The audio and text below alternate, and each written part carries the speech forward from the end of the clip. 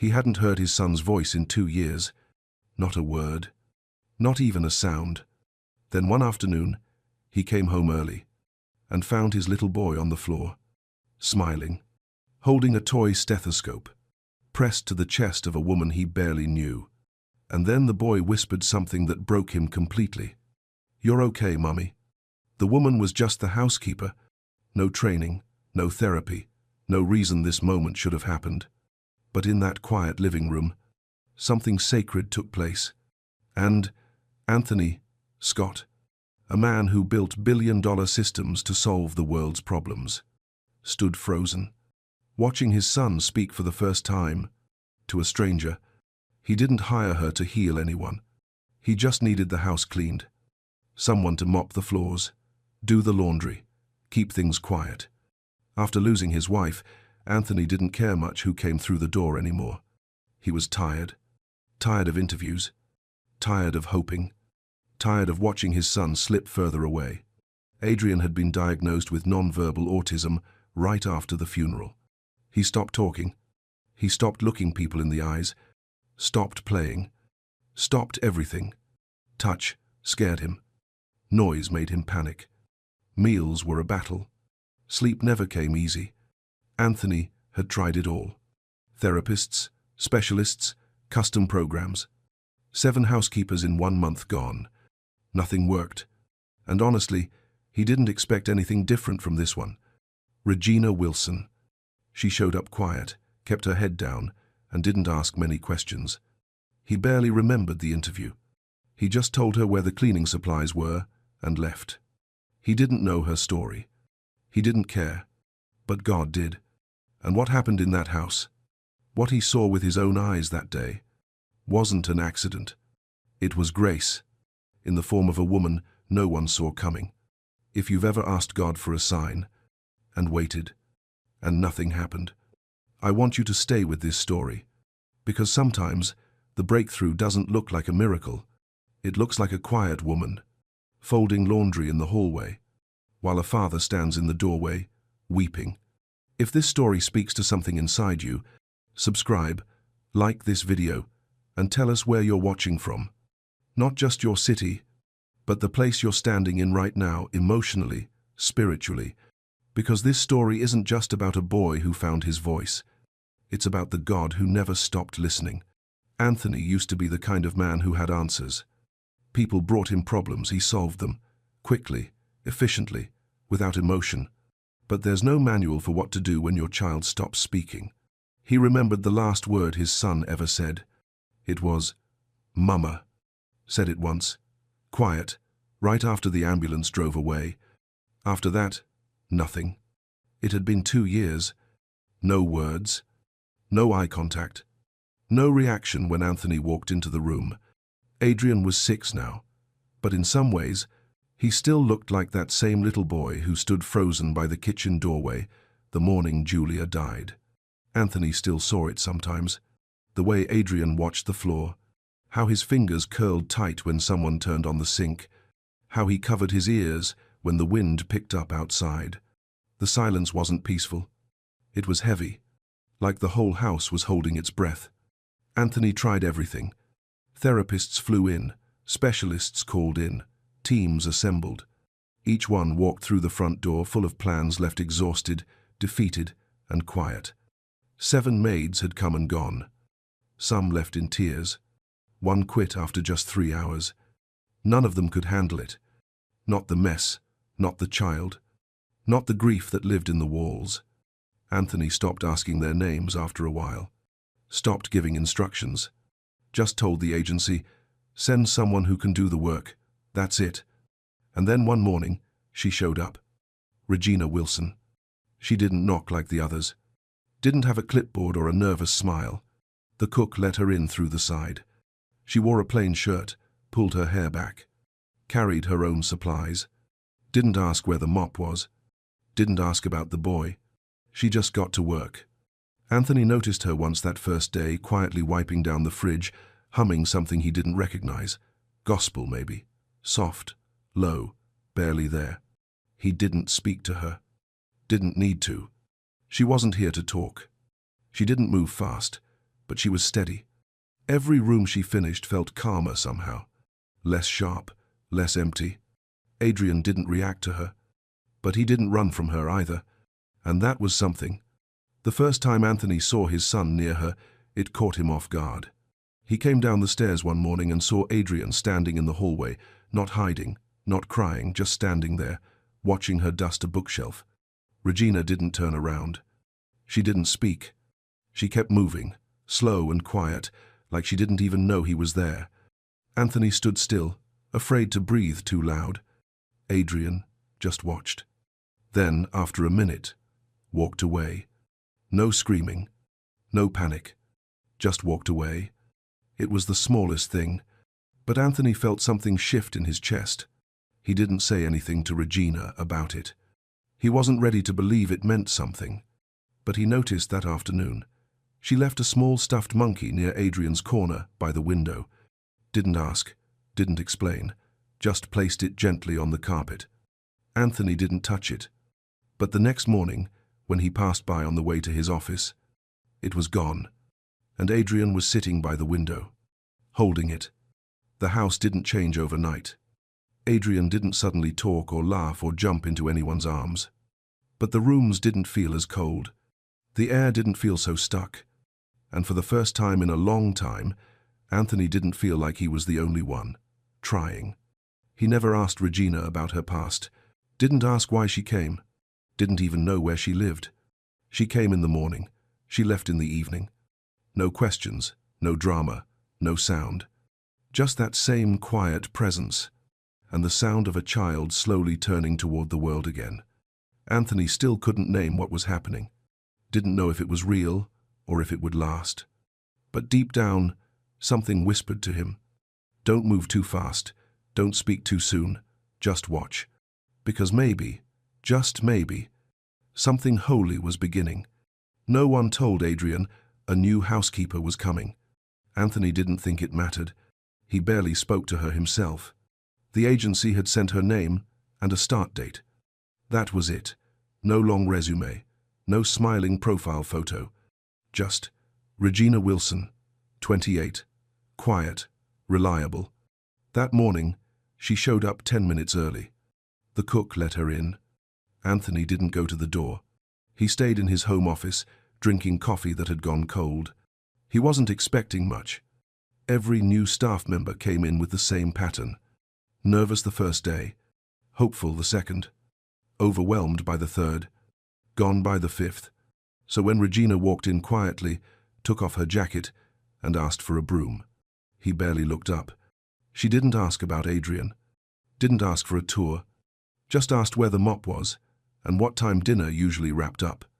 There was something still about her. Not stiff, not cold, just still. She moved like someone who had learned not to take up too much space. Not out of fear, but because it was safer that way. She didn't wear perfume. She didn't wear earbuds. And she didn't speak unless spoken to. The first day, she cleaned the kitchen with slow, quiet motions, like someone wiping down more than just surfaces. She hummed once, soft and low, while rinsing a pan. Anthony couldn't place the tune. It wasn't modern. It wasn't loud.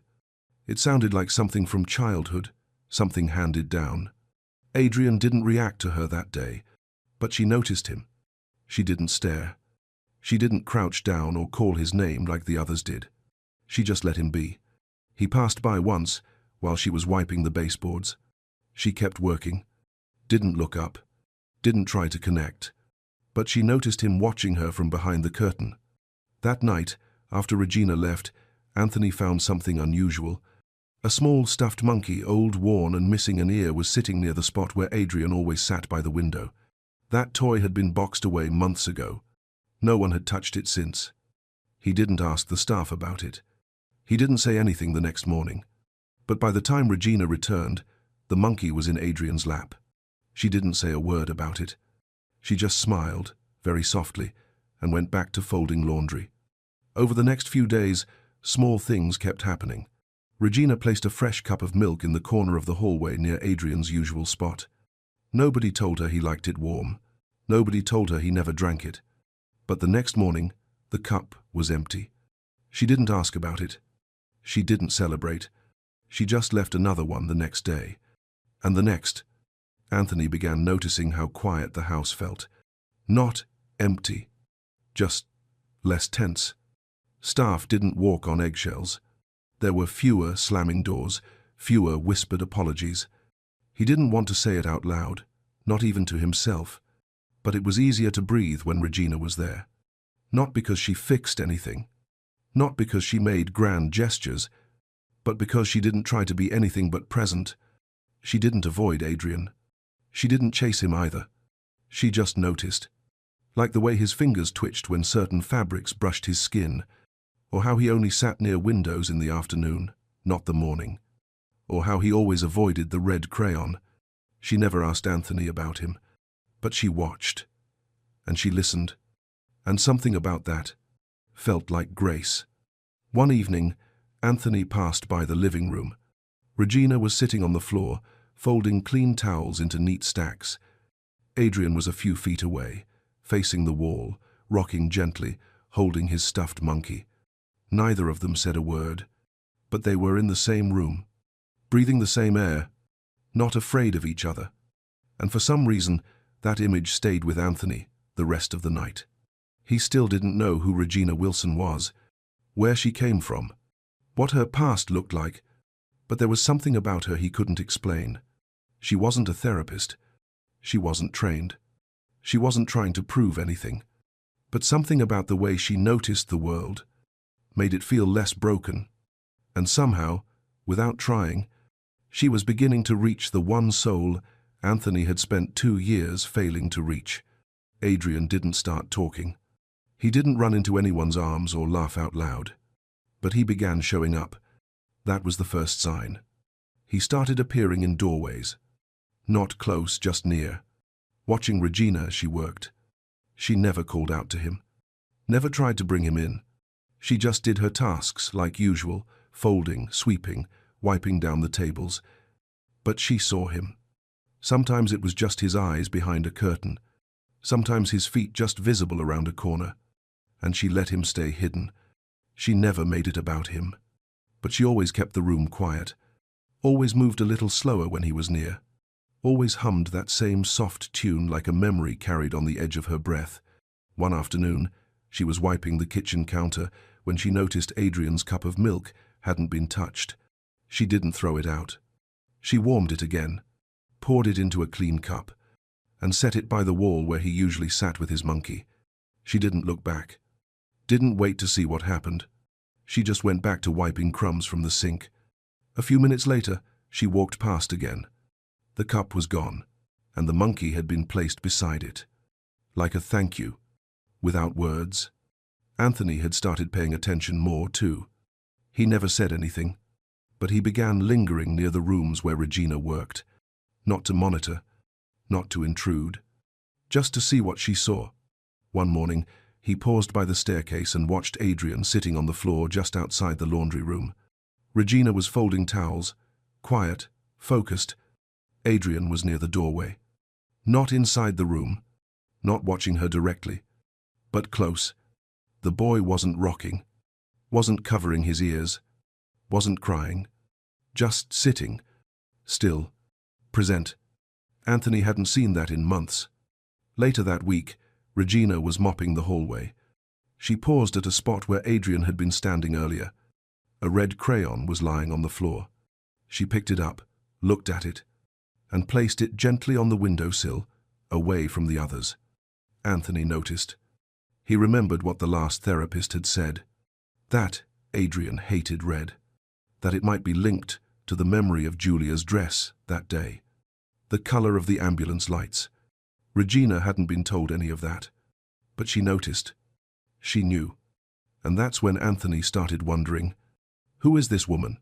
One morning, Anthony came downstairs early. The house was quiet. The kind of quiet that didn't feel heavy. He walked into the living room, half expecting to be alone. But there they were. Regina sat on the carpet, folding pillowcases. Adrian was sitting just a few feet away, closer than before. He wasn't looking at her, but he wasn't turning away either. His monkey sat in his lap, He gently patted its head, then looked up just for a second and glanced toward Regina. She didn't react. She didn't smile. Didn't reach out. She just hummed, soft and steady, like a prayer no one had taught her, but she'd always known. That evening, after the staff left, Anthony stood by the kitchen window and watched the sun go down. He couldn't explain what he was feeling. It wasn't hope. Not quite. Hope had been too quiet for too long. But it was something. Something like stillness. Something like not fighting anymore. He thought of all the people who had walked through that door before Regina.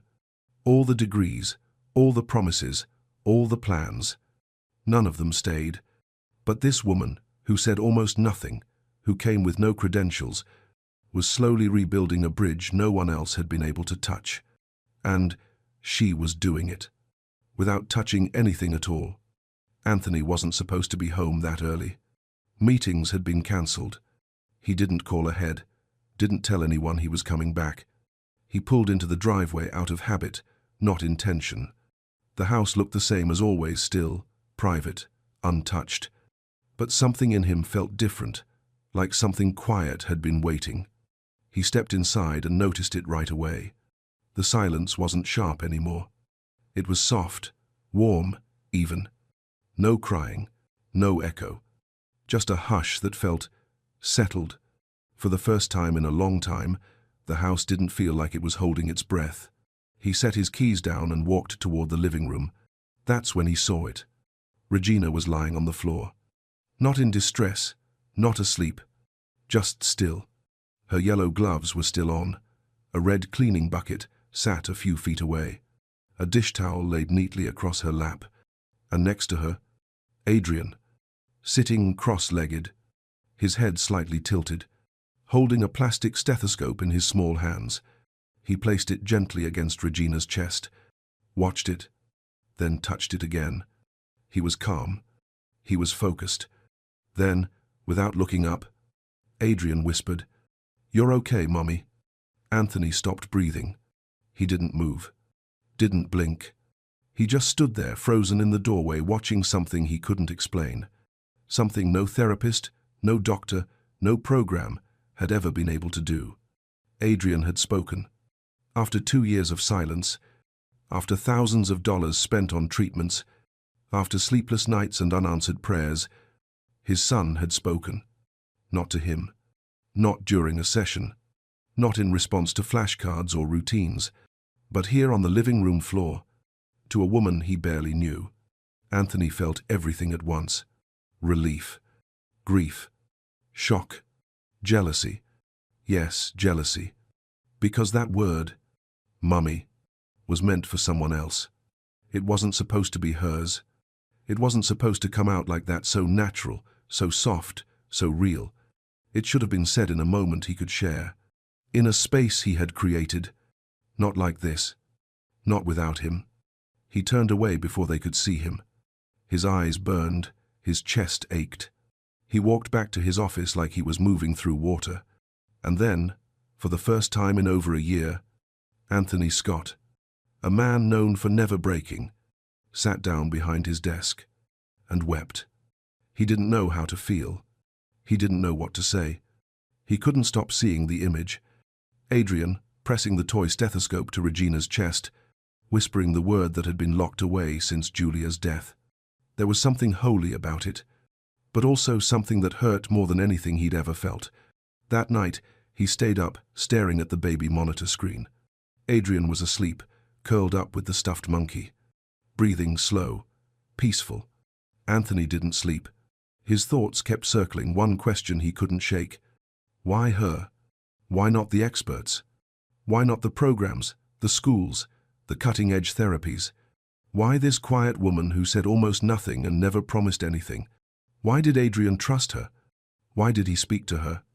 Why, Mummy? The next morning, Regina arrived as usual. On time, calm, quiet. Anthony watched her move through the house. She didn't bring it up. She didn't act different. She just got to work. And Adrian? He followed her. Not close, not touching, but near. He carried his monkey and watched her as she folded towels. He didn't speak again. But the silence between them felt alive. Anthony wanted to ask her something. Anything. But every time he opened his mouth, the words didn't come. Because deep down, he knew. He wasn't ready to hear her answer. Not yet. It started as a simple question. Anthony was sitting at his desk. The house was quiet. Adrian was upstairs with Regina, sitting on the floor again, playing with crayons, though he still didn't touch the red one. Anthony opened his laptop and clicked through unread emails. Then he paused. He typed her name. Regina Wilson. Nothing. No job history. No photos. No records from the agency that made sense. He clicked again. Then again. Still nothing. For someone who worked this well with children, with his son, there should have been something. Credentials, references, but it was blank. That's when something old in him switched back on the man who built a billion-dollar company because he didn't believe in missing details. He buzzed his head of security. "Can you run a quiet background check? On the housekeeper?" There was a pause on the other end. "You think she's a problem, sir?" Anthony hesitated. "I don't know. Just look into it." That night, Adrian wouldn't eat unless Regina handed him the spoon. He let her sit beside him while he colored. When she stood, he followed. Anthony watched all of it from a distance. Every small moment between them felt like a conversation without words. The way Adrian would glance at her, then back at the page. The way she'd hum, and he'd lean just slightly in her direction. It wasn't just comfort. It was trust. And it hurt, somehow. Because that trust wasn't his. The next afternoon, the security file landed on his desk. Anthony stared at the envelope for a long time before opening it. He read it once, then again, and his chest tightened.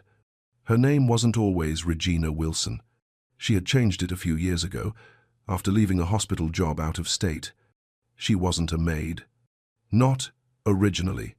She'd once worked as a pediatric caregiver until the child she was watching had a seizure and nearly died. The boy survived, but there had been an investigation. She wasn't found guilty, but she was let go. No one wanted to hire her after that. Rumors spread.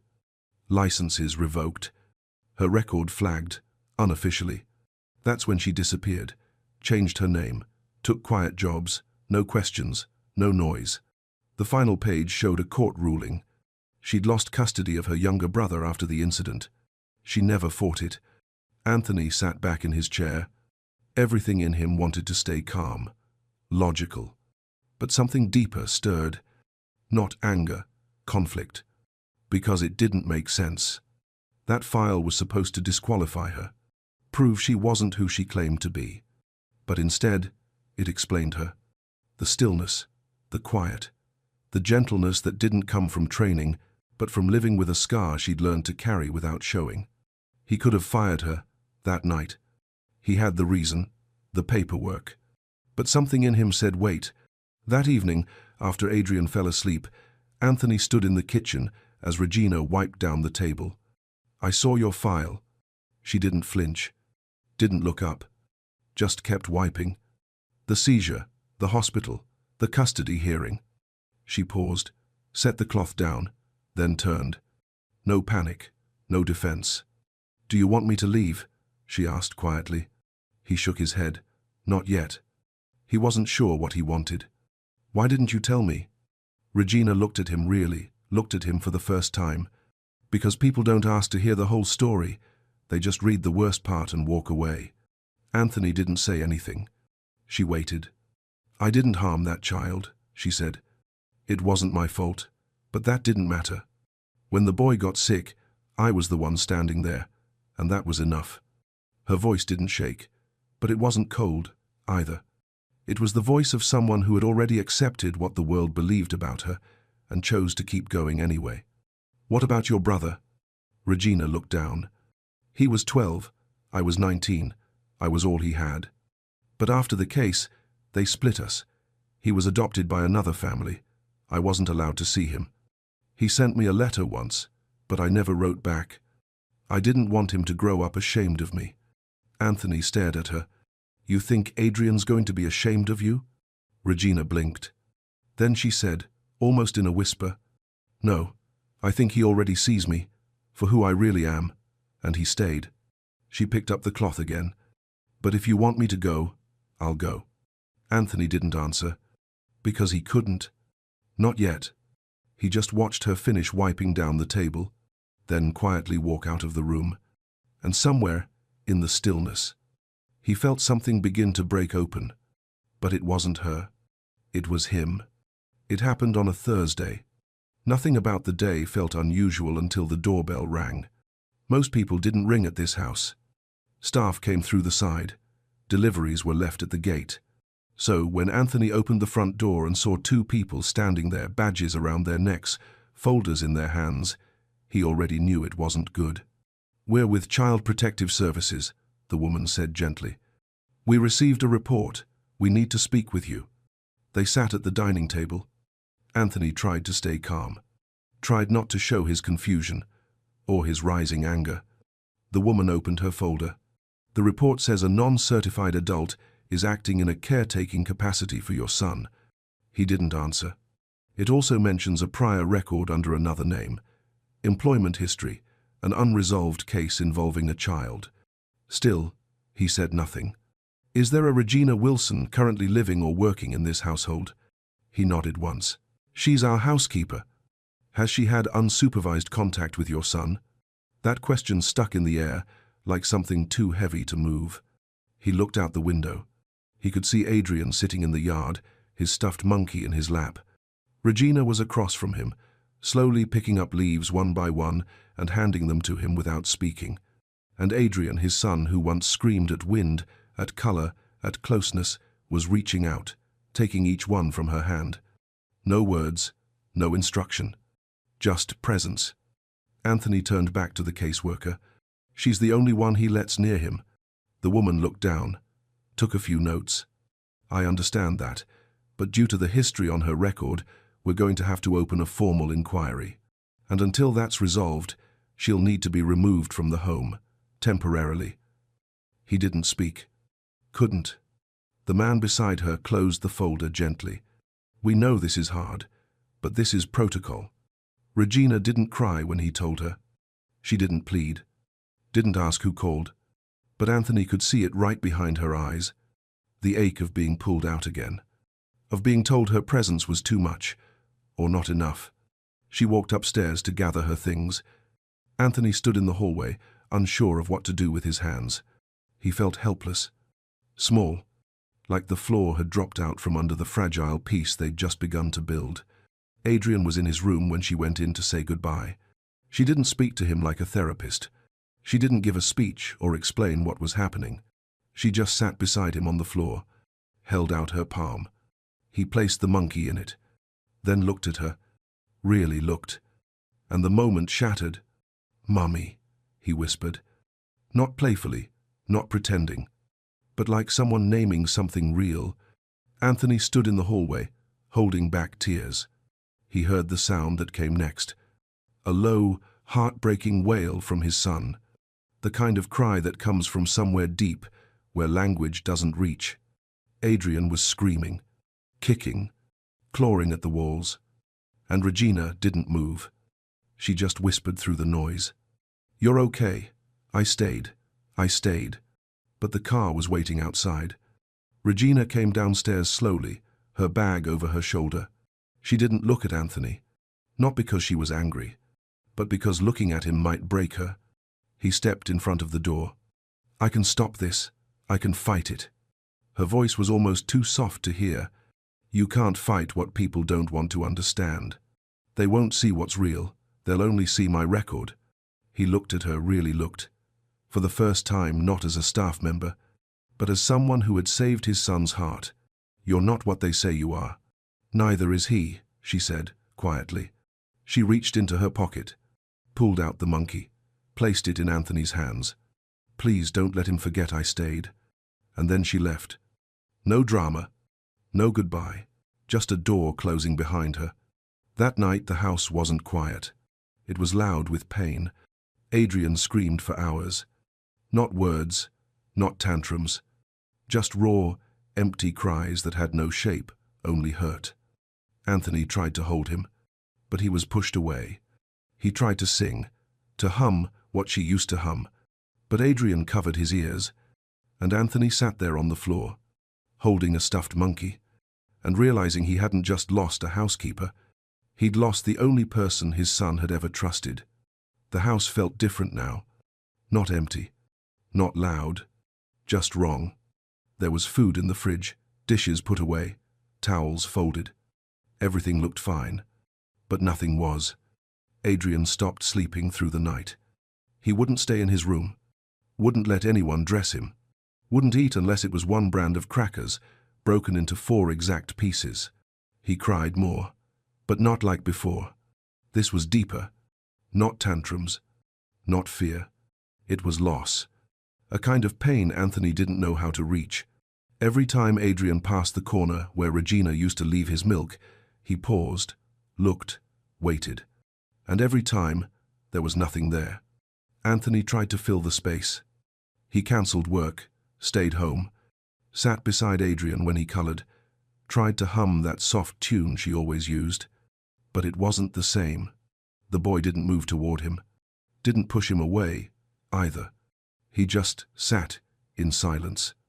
Somewhere far, somewhere Anthony couldn't go. Days passed like that. Anthony kept watching the door, like maybe she'd return. No one did. Not the agency, not the staff, not the people who said they'd help. They came for the report, the questions, the removal, but not for the child they claimed to protect. One night, Anthony stood in the kitchen long after Adrian had fallen asleep on the couch. The monkey was still in his arms. The house was still, the kind of still that hurts more than noise. And he asked the question out loud, quiet, but clear. God, what am I supposed to do now? No answer, no signs, just stillness. But something stirred in him. Not rage, not desperation, resolve. The next morning, he made 2 phone calls, one to his lawyer, one to the private investigator he used during corporate buyouts. I want everything, he said. I want to know what really happened to her. I want to know who lied and why.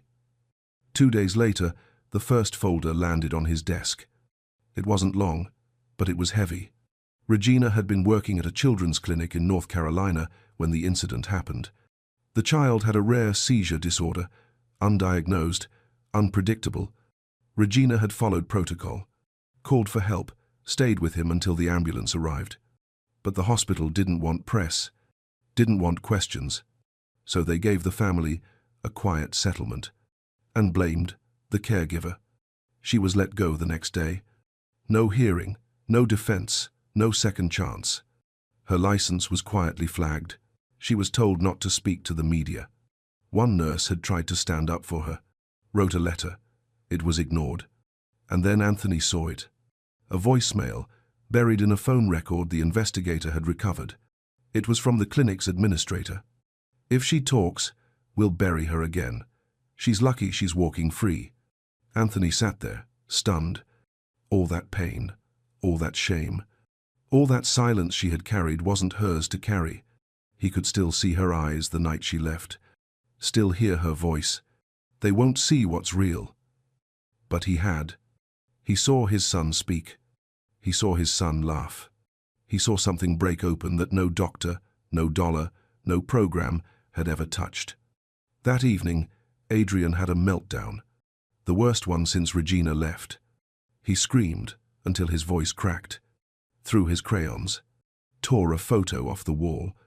Anthony held him anyway, not to fix it, just to stay. Adrian clawed at his chest, frantic, breathless. "Bring her back," he sobbed. "Mommy, please bring her back." Anthony's body broke into 100 quiet pieces. He rocked him gently, arms tight, eyes full. "I will," he whispered. "I promise you, I will." And for the first time in his life, Anthony Scott didn't care what the world said was allowed. He had seen the truth. Now he was going to fight for it. He didn't tell anyone at first. No announcements. No press. Just one quiet decision made in a corner of his office with the monkey still sitting on the shelf behind him. Anthony read the file again. Not as a businessman, not as a father, but as a man who had once begged God for help and didn't recognize the answer when it came through the back door. Now he did. And he was ready. His lawyer said it wouldn't be easy. Reversing a formal CPS action required proof, documents, testimony, time. But Anthony didn't blink.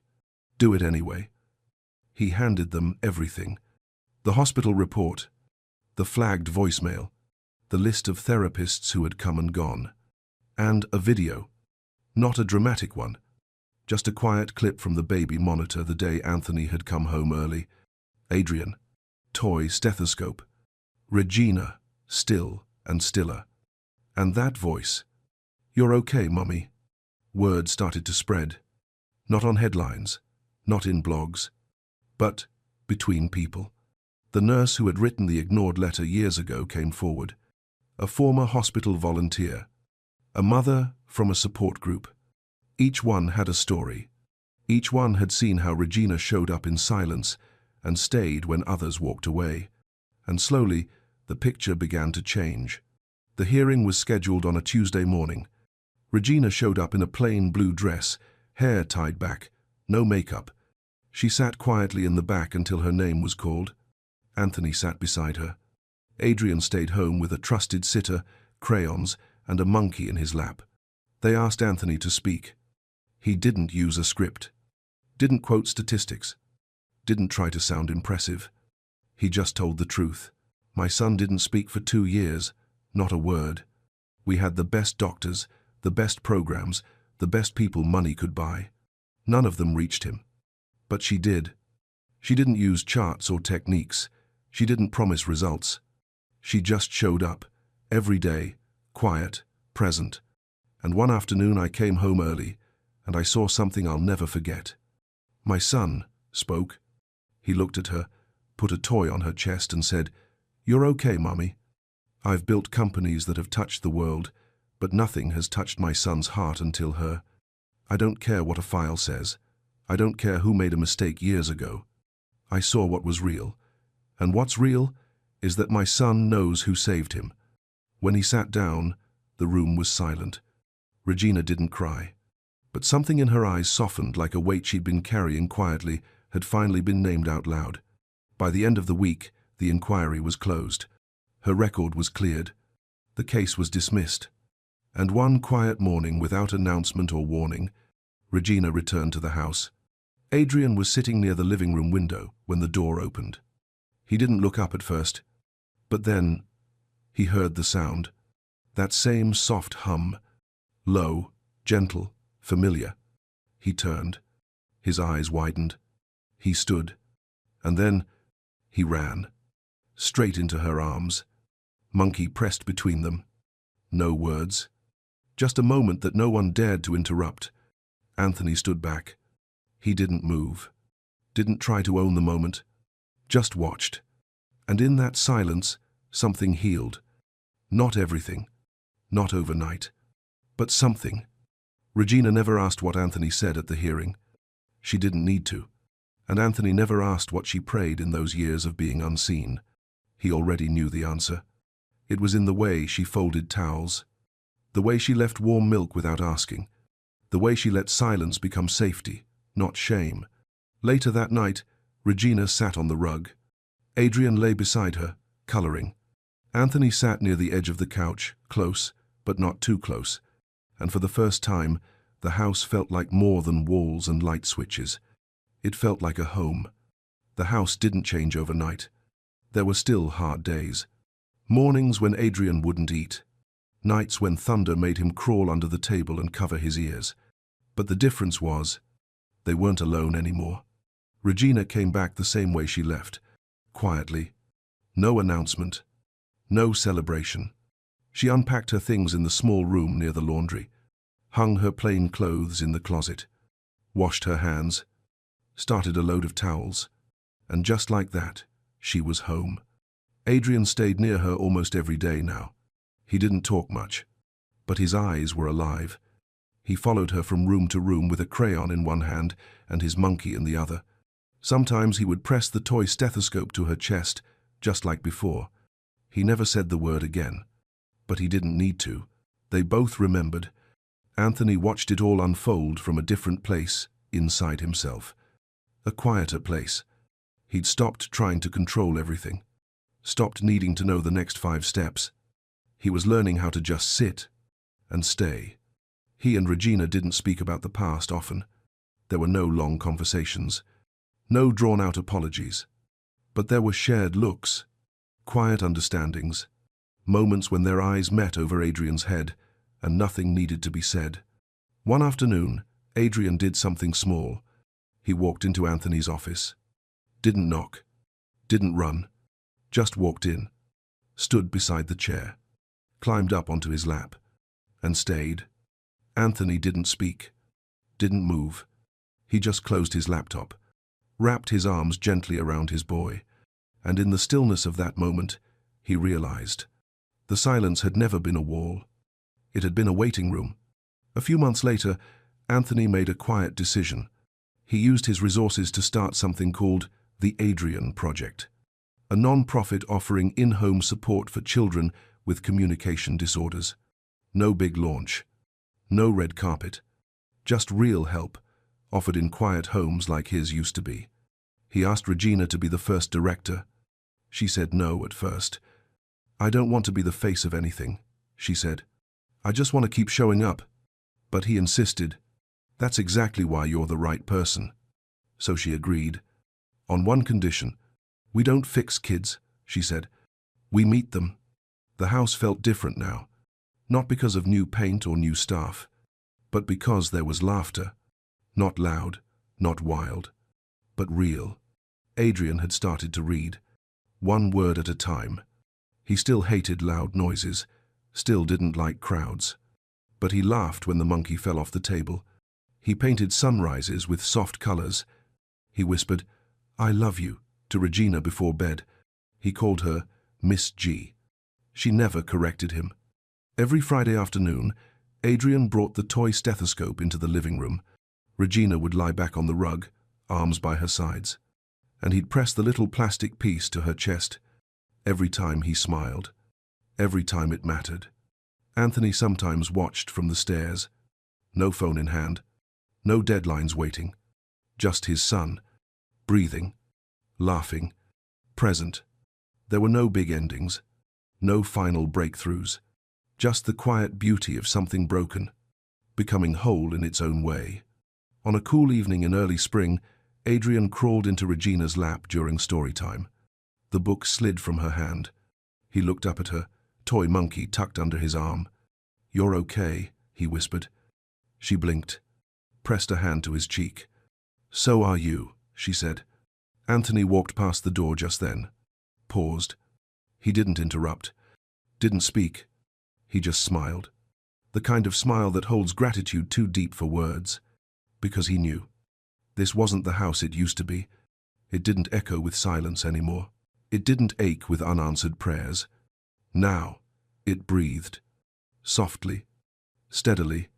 Together. Your mother believed you could do anything. Anthony stood at the dining table, looking at his 8-year-old twin sons.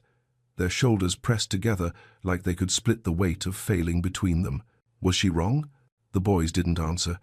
They'd learned that silence hurt less than trying to explain what they couldn't understand themselves.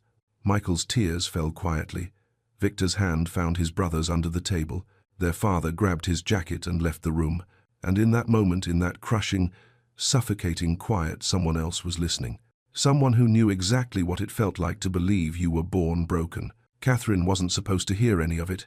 She'd been carrying a basket of folded towels past the dining room when Anthony's voice stopped her cold. She stood there just outside the doorway, frozen, her heart pounding in her chest. It wasn't the anger in his words that shook her. It was what came after. That silence, the kind that sounds like a child's soul collapsing in on itself. She knew that sound. She'd lived inside it for years back, when every teacher looked at her like she was wasting their time. When words on a page looked like they were drowning. When she sat alone in her car at 19, staring at a job application she couldn't fill out. wondering if maybe everyone had been right about her all along, wondering if God had made a mistake when he made her.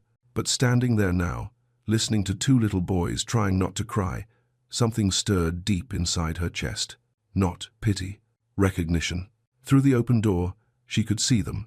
Michael wiping his face with his sleeve, Victor squeezing his brother's hand, so tight his knuckles turned white. Two boys who looked identical in everything, especially their shame. And for the first time in a long time, Catherine felt it. That quiet whisper she'd almost forgotten how to hear. This is why you're here. Not to scrub counters or fold laundry, but to see what nobody else could.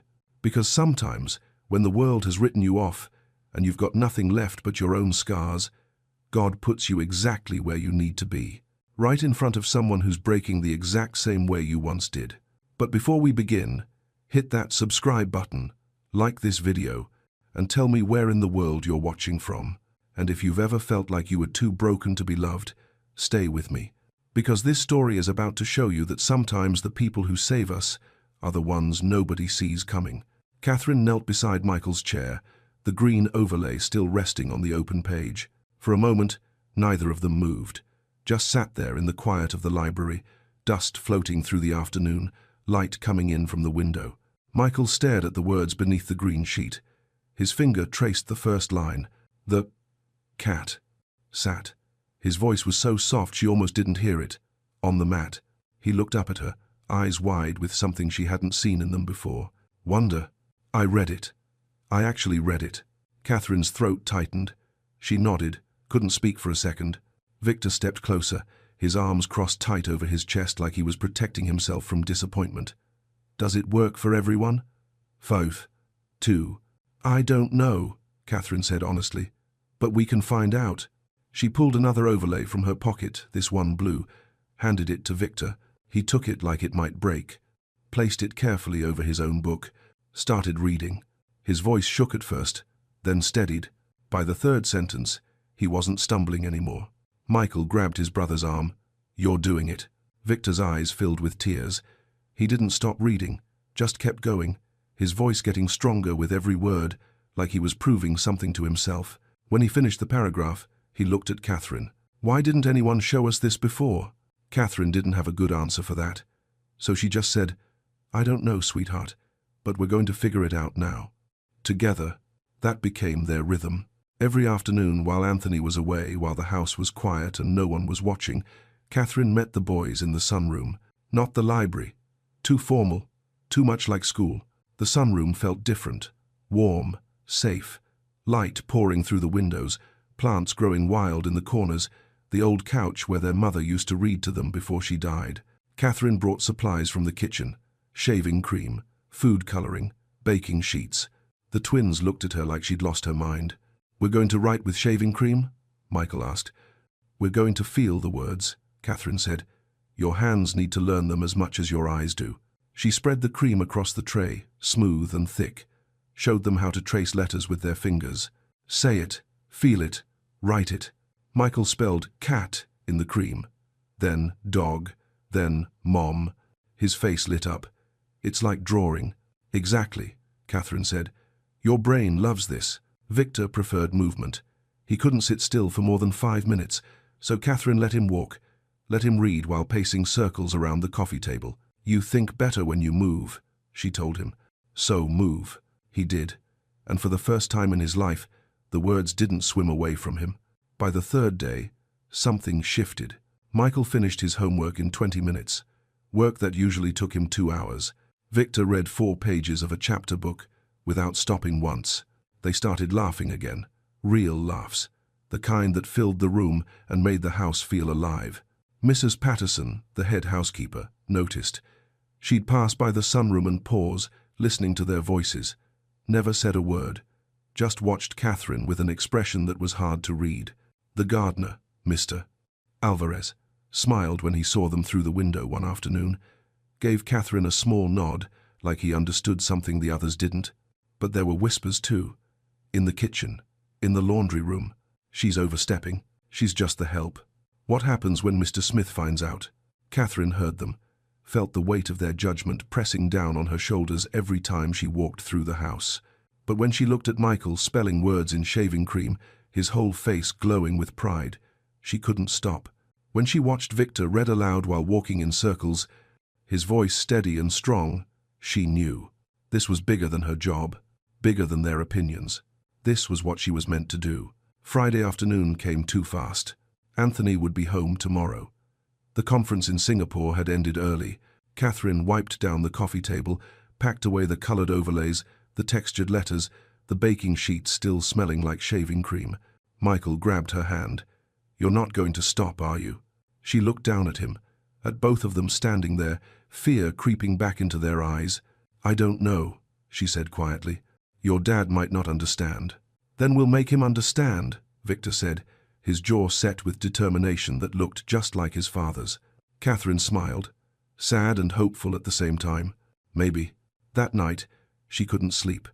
Lay awake in her small room above the garage, staring at the ceiling, praying for the first time in years.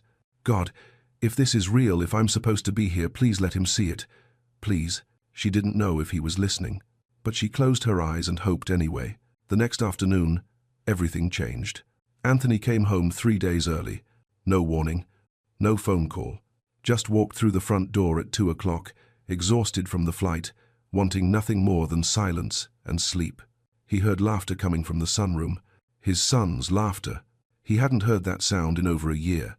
He set down his briefcase, walked toward the noise, pushed open the French doors, and froze.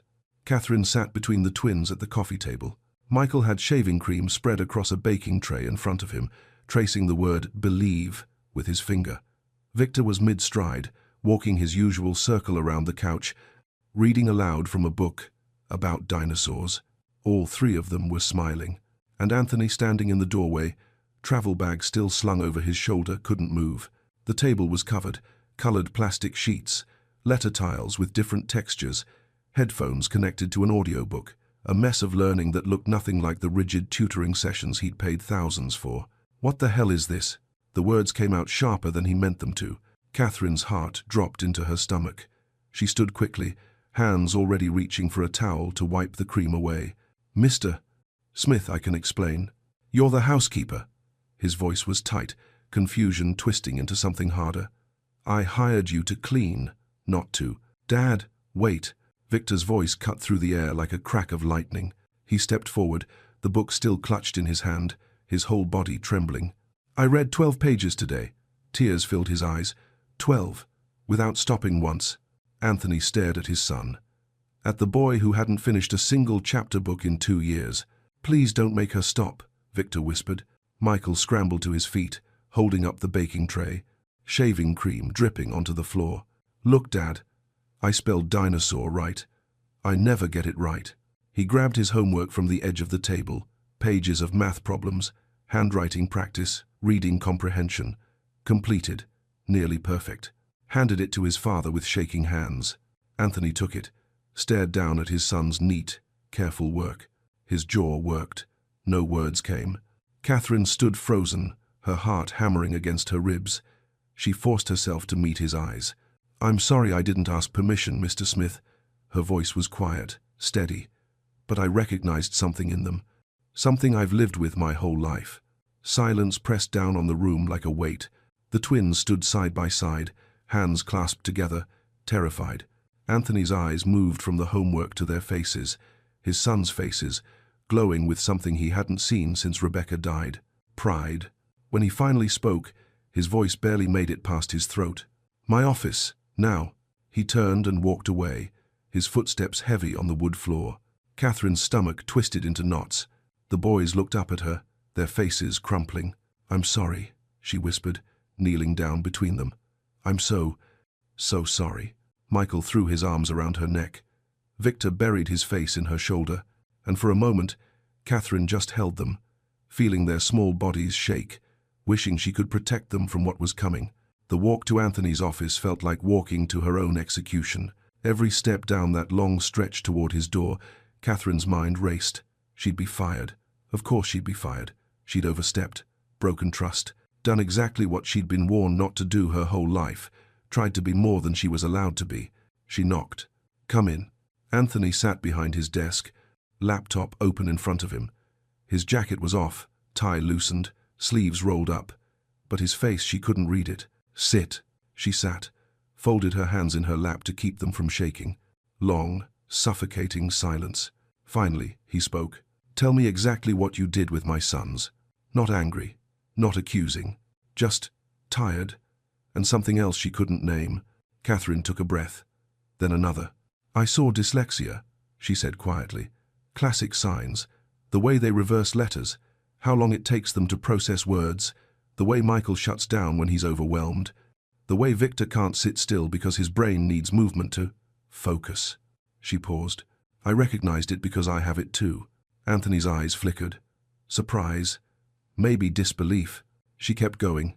"I failed out of 3 schools before I turned 18. Teachers told me I'd never amount to anything, that I was slow, lazy, wasting everyone's time." Her voice steadied. "I didn't learn to read properly until I was 23. A woman at a community literacy program taught me using the same methods I used with your sons." She leaned forward slightly, her hands gripping the edge of the chair. "Mr. Smith, your boys aren't failing because they're not trying. They're failing because nobody's taught them in the language their brains actually speak. Every tutor you hired taught the same way, the way that works for most kids. But not for them. Not for brains like theirs." Anthony was quiet. His fingers drummed once against the desk, then stopped. He turned his laptop screen toward her. Security footage. The sunroom camera. His sons laughing. Engaged. Confident. Learning. "I haven't seen them smile like that since." His voice cracked. He cleared his throat. "Since their mother died." Catherine's chest tightened. Anthony stood abruptly, walked to the window, stood there with his back to her, shoulders rigid. "I thought if I pushed harder," he said, voice low, "hired better tutors, spent more money, I thought I could fix them." He turned around, and for the first time, Catherine saw it. The grief, the guilt, the weight of a father who'd been drowning and didn't know how to ask for help. "But they were never broken, were they?" "No," Catherine whispered. "They never were." Anthony crossed his arms, looked at her really, looked at her like he was seeing her for the first time. "I need you to teach me what you're doing." Catherine blinked. "Sir? Teach me." His voice was raw, desperate. "Teach me how to see my own sons."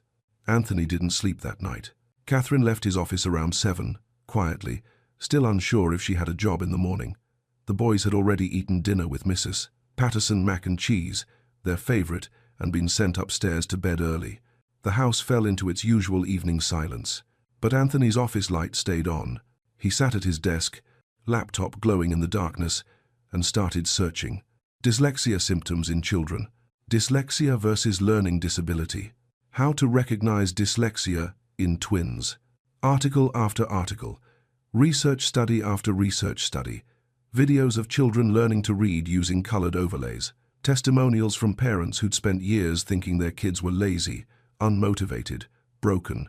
The words on the screen blurred together. He clicked on a diagnostic checklist. "Does your child reverse letters like B and dood?" "Yes." Michael did that constantly. "Does your child avoid reading aloud?" "Yes." Both of them. "Does your child have difficulty with spelling, even simple words?" "Yes." "Does your child seem intelligent in conversation but struggle with written work?" Anthony's hand stopped moving on the mouse. "Yes." "God?" "Yes."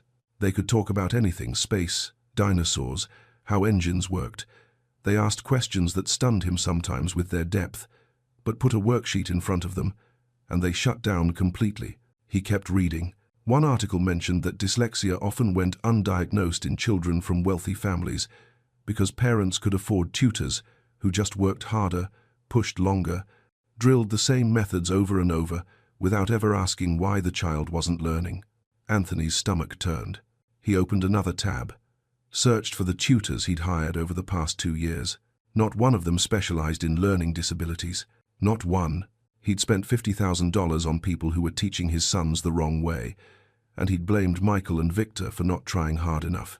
His throat tightened. He pulled up the security footage again, watched his sons in the sunroom with Catherine. Really watched this time. The way Michael's whole face changed when he traced letters in the shaving cream, the joy in Victor's voice as he paced and read without stumbling, the way they looked at Catherine not like a housekeeper, not like a tutor, like someone who saw them. Anthony's hands started shaking. He pushed away from the desk, stood up, paced to the window, stared out at the dark yard, the pool lights reflecting off the water. Rebecca's face came to him, the way she used to watch the boys when they were younger, that crease between her eyebrows when she was worried about something. "Anthony, I think something's different about how they learn," she'd said once, maybe a year before the accident. "I don't think they're just being difficult." He'd brushed it off, told her they were fine, just needed more discipline, more structure. And then she died. And he never got to tell her she was right. His chest cracked open. He sank into the chair by the window, buried his face in his hands, and for the first time since the funeral, Anthony Smith let himself break. He cried for his sons, for the years he'd spent pushing them when he should have been listening, for Rebecca, who'd known something was wrong and never got the chance to fix it, for every time he'd made his boys feel like failures when they were just trying to survive. By dawn, Anthony's eyes were swollen and dry. He hadn't slept, hadn't moved from the chair except to pour himself coffee that had gone cold hours ago. But he'd made a decision. At 7:30, he called his assistant. "Cancel everything for the next 2 weeks. I don't care what it is. Cancel it." At 8, he found Catherine in the kitchen, washing breakfast dishes. She turned when she heard his footsteps, her face guarded. He must have looked like hell. He felt like it. "I stayed up all night," he said, his voice rough, "reading about dyslexia, about how kids like mine," he stopped, corrected himself, "about how my sons learn." Catherine set down the dish she was holding. "I need to get them tested," Anthony continued, "professionally, by someone who actually knows what they're looking at." "That's good," Catherine said softly. "That's really good. And I need you there." He looked at her directly.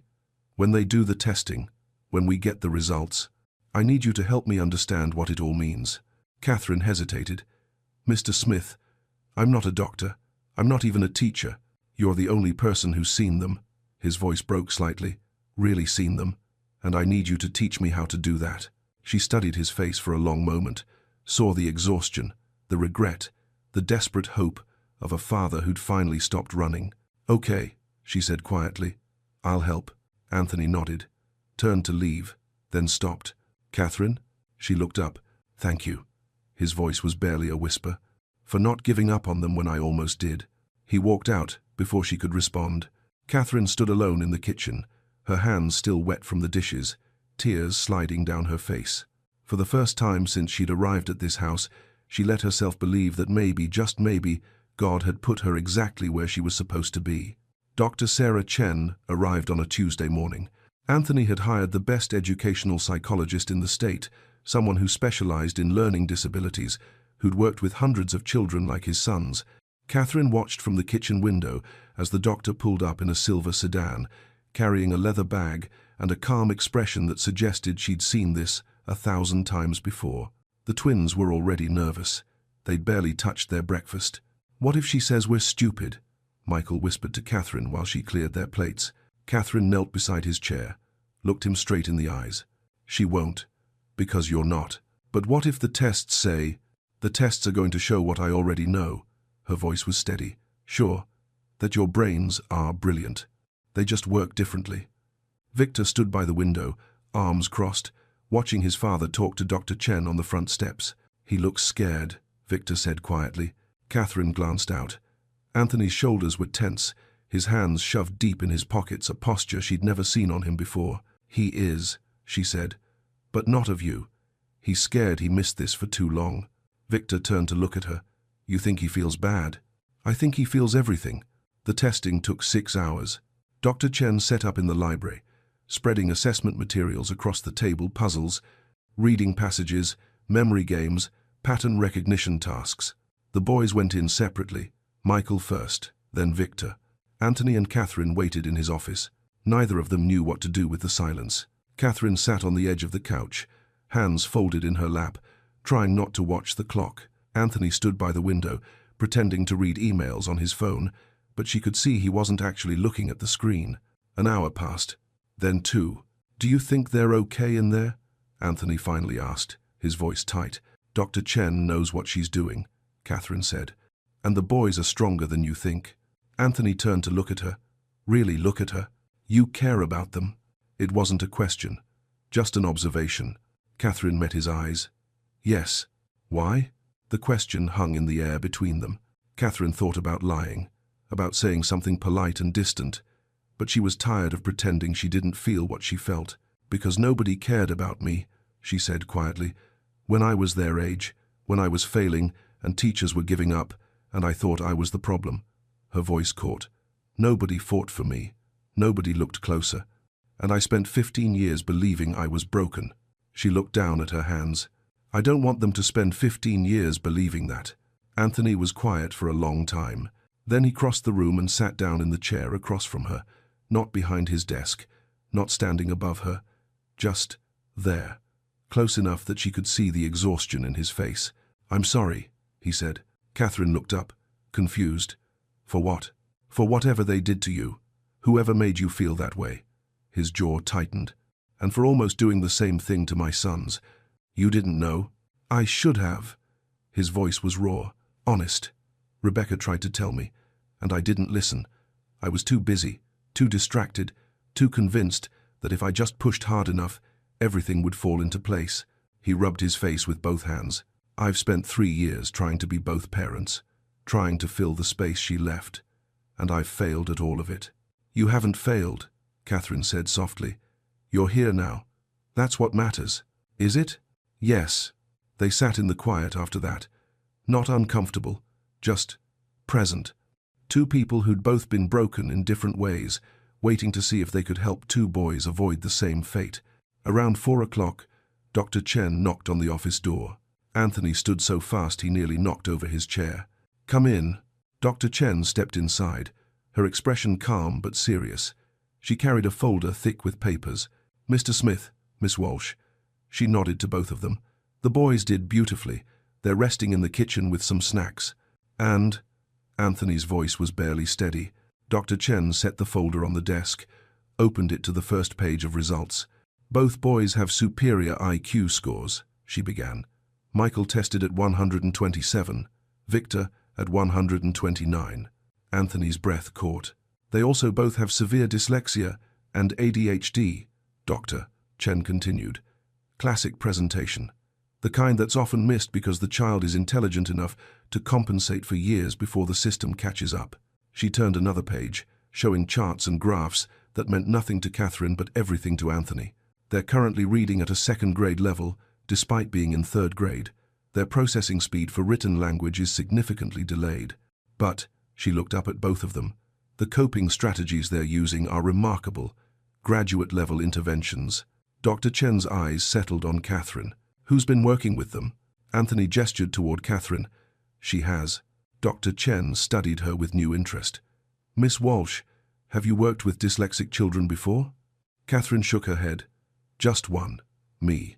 Dr. Chen's eyebrows lifted. She smiled, the kind of smile that held respect. "Then you have an intuitive understanding that most special education teachers spend years trying to develop." She closed the folder. "These boys are lucky to have you." Catherine's throat tightened. She couldn't speak. Anthony's hand found the back of his chair, gripping it like he needed something to hold him upright. "So what do we do now?" he asked. Dr. Chen looked between them. "You keep doing exactly what you're doing, and you fight like hell to make sure their school does the same." The call came 3 days later. Anthony was in a meeting when his assistant knocked on his office door, her face apologetic. "Mr. Smith, Ashford Academy is on the line. The headmaster says it's urgent." Anthony excused himself, stepped into the hallway, pressed the phone to his ear. "Mr. Smith, this is Headmaster Whitmore. We need to schedule a meeting regarding Michael and Victor. Tomorrow, if possible." Something in the man's tone made Anthony's spine stiffen. "What's this about?" "It's better discussed in person. Can you come in at 9? Anthony agreed. Hung up. Stood there in the empty hallway with dread settling like stone in his gut. That evening, he told Catherine. She was folding laundry in the utility room, the twins upstairs doing homework they were actually completing now, with colored overlays and extra time. "The school wants to meet," Anthony said from the doorway. Catherine looked up, her hands stilling on a towel. "Did they say why?" "No, but I can guess." Catherine set the towel down. "You want me to come?" Anthony hesitated, then nodded. "Yes, I do." Ashford Academy sat on 15 acres of manicured grounds, all brick buildings and ivy-covered walls. The kind of school that prided itself on legacy, excellence, and test scores that kept it ranked in the top 5% nationally. Anthony had donated $2 million over the past 3 years. His name was on a library wing. None of that mattered when he and Catherine walked into Headmaster Whitmore's office the next morning. Whitmore was a tall man in his 60s, silver-haired and polished, with the kind of smile that never reached his eyes. He stood when they entered, gestured to the chairs across from his desk. "Mr. Smith, thank you for coming." Anthony didn't sit. "What's this about?" Whitmore's smile thinned. "Please, sit. This won't take long." Anthony sat. Catherine stayed standing by the door until Anthony looked back at her, nodded toward the empty chair beside him. She sat. Whitmore folded his hands on his desk. "Mr. Smith, we've been reviewing Michael and Victor's academic progress, or lack thereof, and the board has made a recommendation, which is, we believe it would be in the boys' best interest to repeat 3rd grade, or alternatively, transfer to an institution better equipped to handle their special needs." The words landed like a slap. Anthony's jaw tightened. "Special needs? They've failed multiple assessments, Mr. Smith. Their reading and writing scores are significantly below grade level. Ashford Academy maintains a standard of excellence, and my sons have dyslexia." Anthony pulled Dr. Chen's report from his bag, dropped it on the desk, "and ADHD, both diagnosed by one of the top educational psychologists in the state." Whitmore glanced at the report, but didn't pick it up. "Yes, well, that's precisely why we're recommending a transfer. We're not a special education facility." "They don't need a special education facility." Anthony's voice was rising now. "They need teachers who understand how they learn. Mr. Smith, with all due respect, Ashford has a reputation to maintain. Our test scores—" "Your test scores?" Anthony leaned forward. "You're talking about kicking out my sons because of your test scores?" Whitmore's expression hardened. "We have standards. Your son's performance affects our rankings, our college placement statistics. They're 8 years old." "Yes, and already 2 years behind." Catherine's hands gripped the arms of her chair. She wanted to speak but didn't know if she had the right. Anthony saw her hesitation. Looked at Whitmore. "Miss Walsh has been working with my sons. In 2 weeks, they've made more progress than they did in 2 years of your teaching." Whitmore's eyes flicked to Catherine, dismissive. "Miss Walsh is your housekeeper, correct?" Catherine felt the words like a blade. "Yes," she said quietly. "Then I'm sure she means well. But," Whitmore smiled condescendingly, "she's not a certified educator. Her methods, while perhaps well-intentioned, aren't relevant to this proceeding." Something in Anthony's expression went cold. He stood slowly. "Then, let me be clear, Headmaster. I'm withdrawing both my sons from Ashford Academy, effective immediately." Whitmore blinked. "Mr. Smith, I don't think you understand. And I'm withdrawing my $2 million annual donor pledge." The room went silent.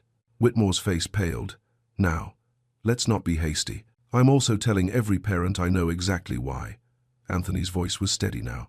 "Certain that this school would rather protect its rankings than teach children how to learn." He turned to Catherine. "Let's go." Catherine stood, her legs shaking. Anthony walked to the door, then stopped, looked back at Whitmore. "My sons don't need a different school. They need people who actually see them, and if you can't do that, then you don't deserve to teach anyone's children." He walked out. Catherine followed, her heart pounding so hard she thought it might break through her ribs. They didn't speak until they reached the parking lot. Anthony stood by his car, hands braced on the hood, breathing hard. Catherine waited, didn't know what to say. Finally, Anthony looked up at her. "Did I just ruin my son's education?" "No," Catherine said softly. "You just saved it." His eyes filled. He turned away, wiping at his face with the back of his hand. "I should have done that 2 years ago. You did it now. That's what matters." They stood there in the morning sun, two people who'd just burned a bridge and had no idea where the road led next. But for the first time in years, Anthony felt something he hadn't felt since Rebecca died. Hope. Anthony couldn't find the twins' baby books. He'd been searching the house for 2 days, wanting to show Dr. Chen their early development records. Catherine had offered to help, moving through storage closets and spare rooms with quiet efficiency. They ended up in the attic. Dust floated through beams of afternoon light. Boxes stacked on boxes, years of life packed away and forgotten. Catherine pulled open a container labeled Rebecca, personal, inside, journals, dozens of them. Anthony froze when he saw them. "I didn't know she kept these," he whispered. Catherine started to close the box, sensing she'd stepped into something sacred. But Anthony reached past her, lifted one out. The leather was worn, the pages dog-eared. He opened it to a random entry. His hands started shaking. "What is it?"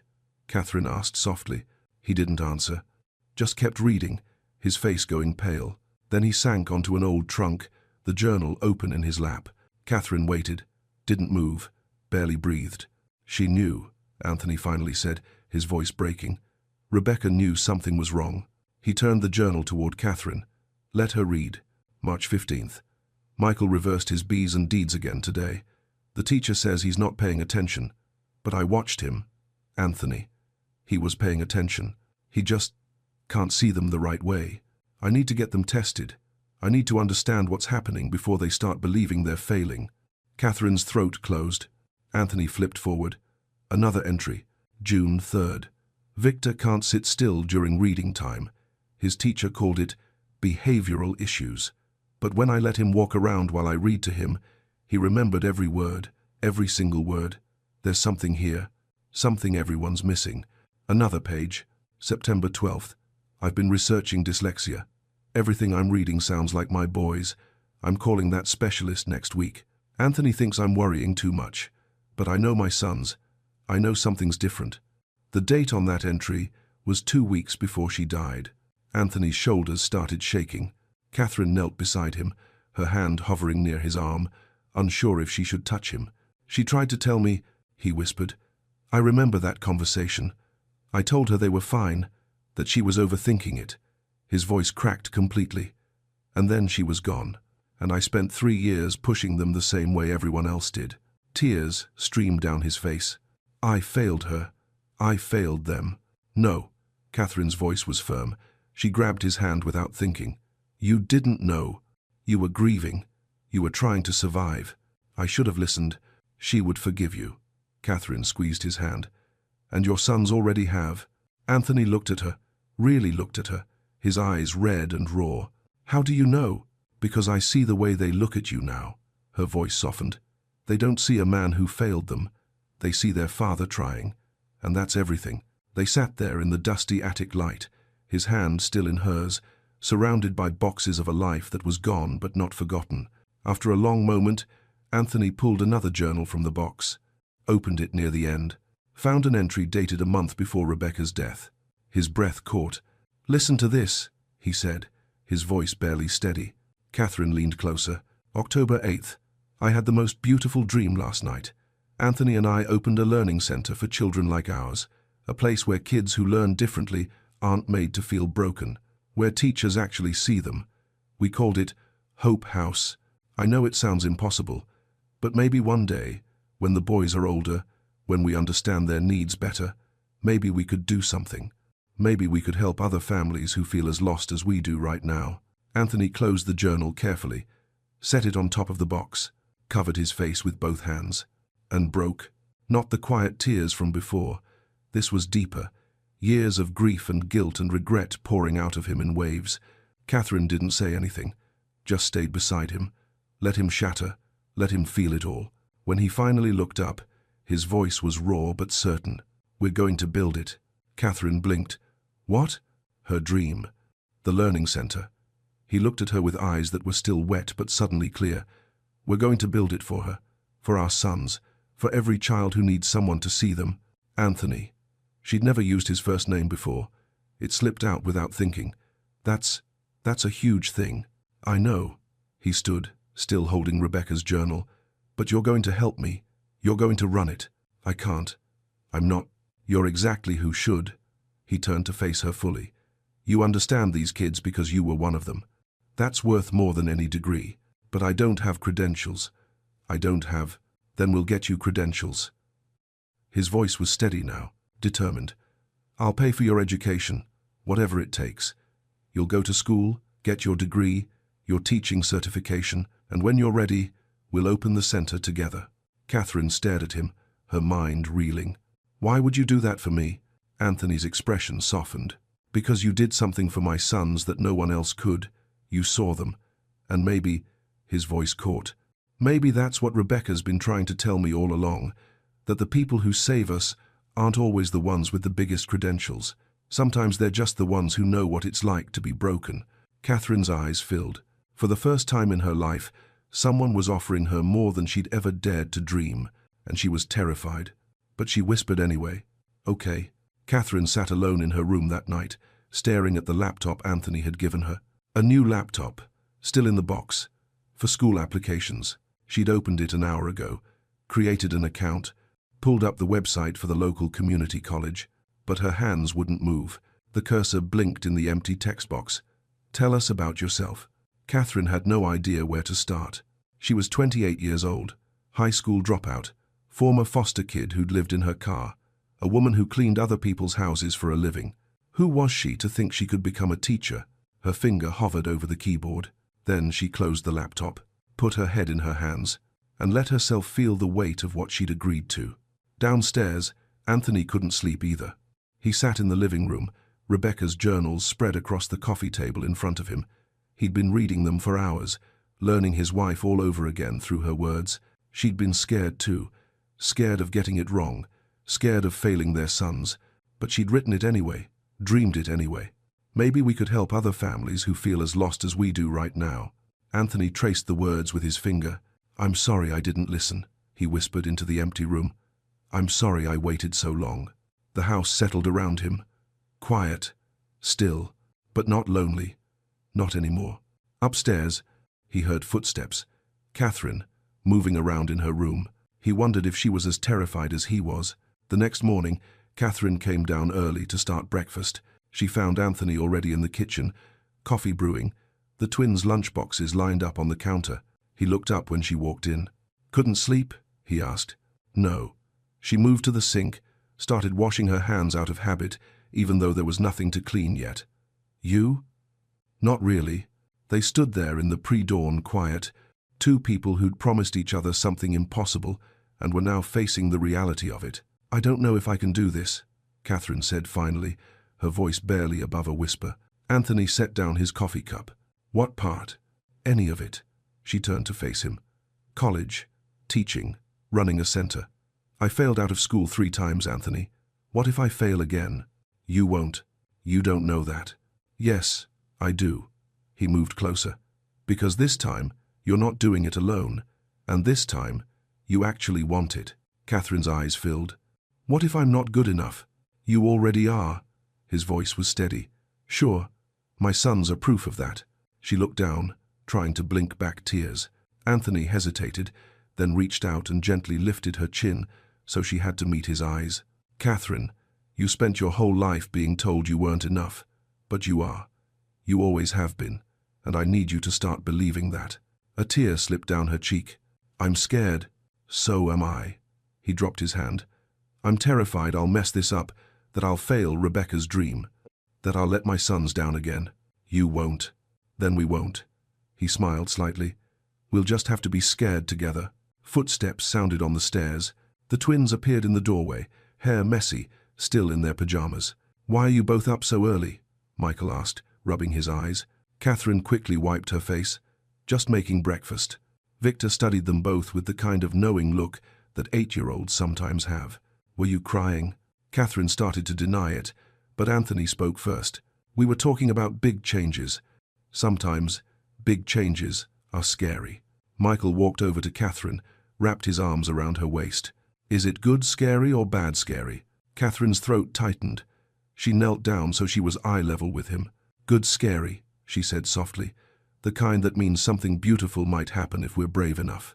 Victor came closer. "Are you going somewhere?" "No, sweetheart. I'm staying. But I'm going to go to school, to learn how to be a real teacher." "You're already a real teacher," Victor said matter-of-factly. Michael nodded. "The best one we ever had." Catherine pulled them both into a hug, her eyes closing against fresh tears. Over their heads, she met Anthony's gaze. He was watching them with an expression she couldn't quite name.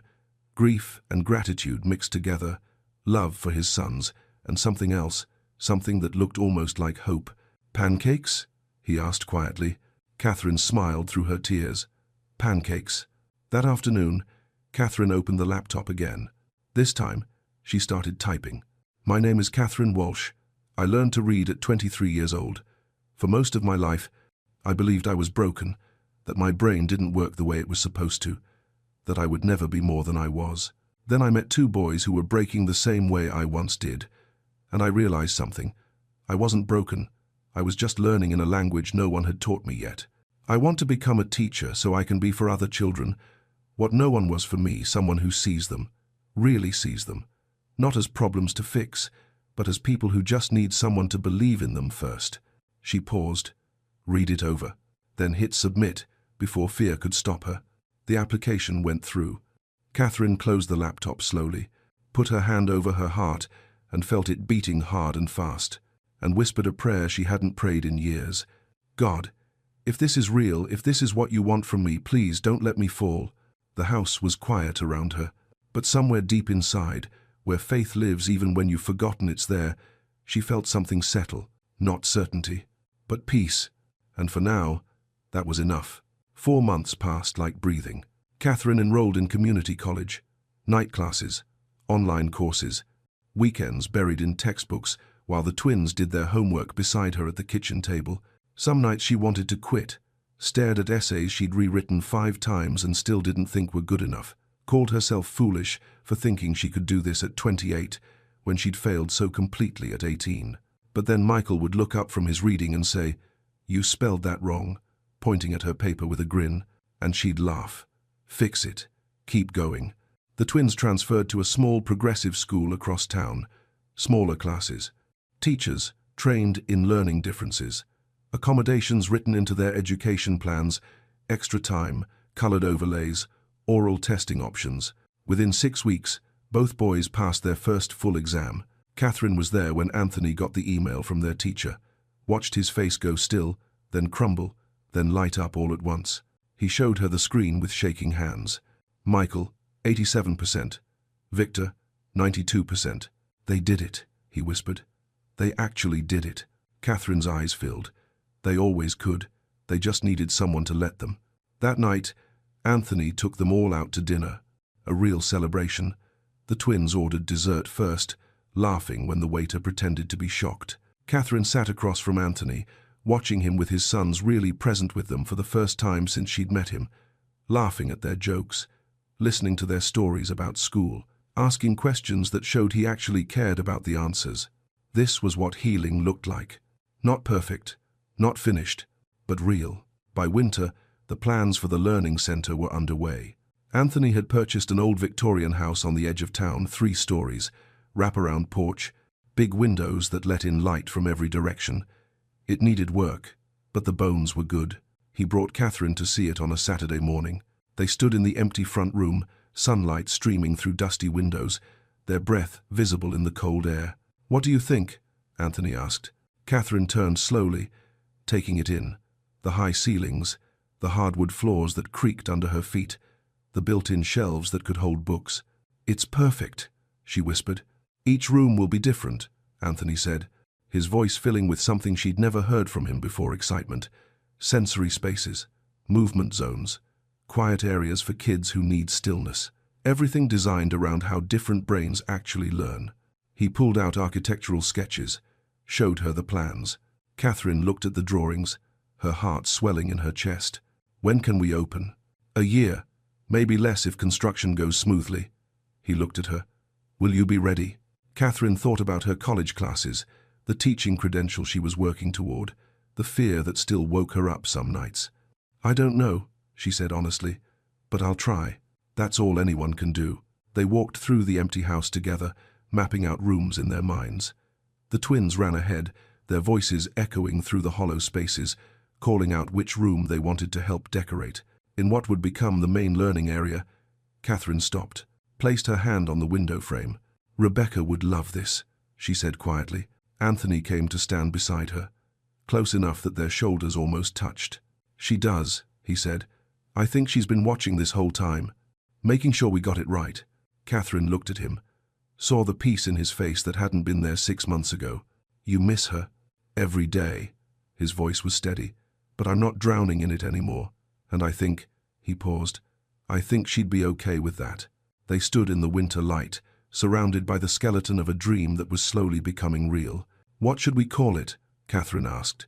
Anthony smiled, pulled a small notebook from his pocket, one of Rebecca's journals, opened to a page near the end. Hope House. Catherine's breath caught. She already named it, Anthony said softly.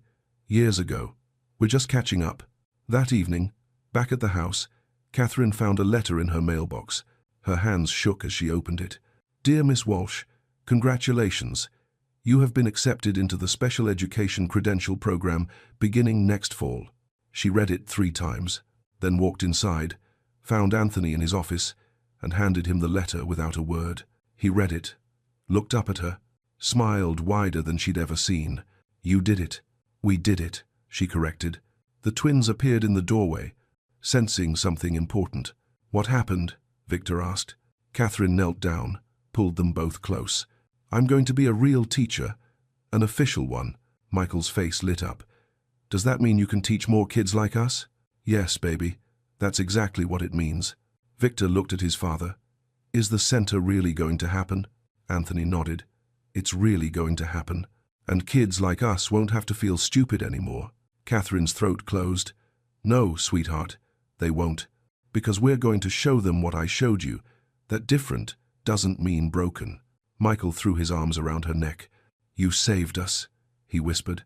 Catherine held him tight, tears streaming down her face. No, baby, you saved me. 2 years later, the morning of the grand opening, Catherine stood in the center of what used to be an empty Victorian house and was now Hope House Learning Center. Everything was ready.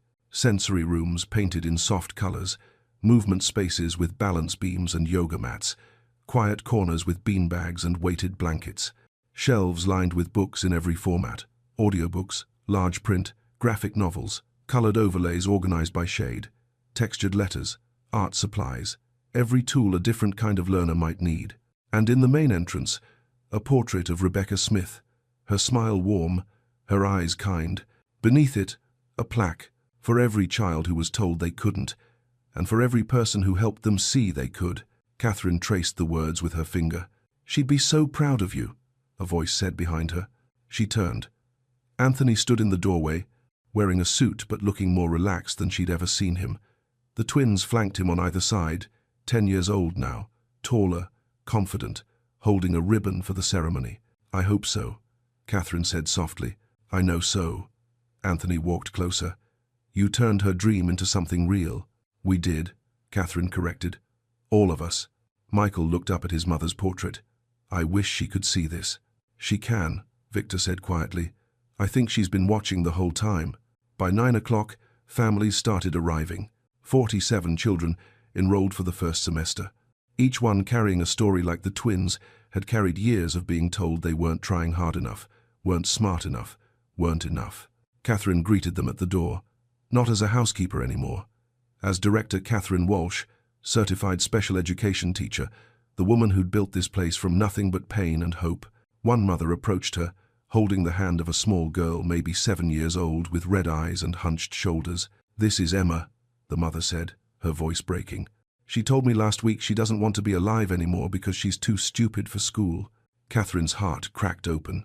She knelt in front of Emma, waiting until the girl looked at her. Hi, Emma. My name is Catherine, and I want to tell you something really important. She kept her voice gentle, steady. I didn't learn to read until I was 23 years old. Do you know how old that is? Emma shook her head. Really, really old, Catherine said with a small smile. Everyone told me I'd never be able to do it, that I wasn't smart enough, but they were wrong. My brain just needed different tools, and I think your brain might be the same. Emma's lip trembled. Really? Really? Catherine reached into her pocket, pulled out a green overlay. Want to try something? Emma nodded, barely. Catherine led her to a reading corner, opened a book, placed the overlay on the page. Try now. Emma looked down. Her eyes widened. The letters, they're not jumping as much. That's your brain finding its language, Catherine said softly. Emma read the first sentence, stumbled once, kept going. By the third sentence, she was reading clearly. When she finished the paragraph, she looked up at Catherine with tears streaming down her face. I did it. You did, Catherine whispered. and you're going to do it again and again until you stop being surprised by how brilliant you are." Emma threw her arms around Catherine's neck. Behind them, the mother covered her mouth, sobbing. Anthony watched from across the room, his own eyes wet. The ribbon-cutting ceremony happened at noon. Catherine stood beside Anthony on the front porch, the twins between them, holding giant scissors. Reporters had come, local news cameras, parents and children filling the yard. Anthony spoke first. "My wife Rebecca believed every child deserves to be seen for who they are, not who they can't be. She knew our sons needed something different. And if she were here, she'd tell you that this center exists because one woman saw what everyone else missed, that different doesn't mean less." He turned to Catherine, his voice thick with emotion. "Catherine, you didn't just save my sons. You honored my wife's dream in ways I never could have alone. Thank you." Catherine's throat tightened. She looked out at the crowd, at all the families who'd come, at Emma standing with her mother, at the twins smiling up at her. "I spent most of my life believing I was broken," she said, her voice carrying across the yard, "that God had made some kind of mistake when he made me. But standing here today, I know the truth. I wasn't broken. I was just being prepared. For this. For them." She gestured to the children. "Every child here deserves to know they're not failing. They're not lazy. They're not stupid. They're just learning in a different language. And we're going to teach them that language. We're going to show them they're not alone." Michael and Victor cut the ribbon together. It fell in 2 pieces, and Hope House opened its doors. That evening, after everyone had gone home, Catherine walked through the quiet building one last time. She stopped in front of Rebecca's portrait. "Thank you," she whispered, "for dreaming this, for believing in your boys when no one else did, for somehow making sure I ended up exactly where I needed to be." She felt a hand on her shoulder. "Anthony, she brought you to us," he said quietly. "I'm sure of it." Catherine turned to face him. "Do you really believe that?" "I do." His eyes held hers. "Some people come into your life exactly when you need them.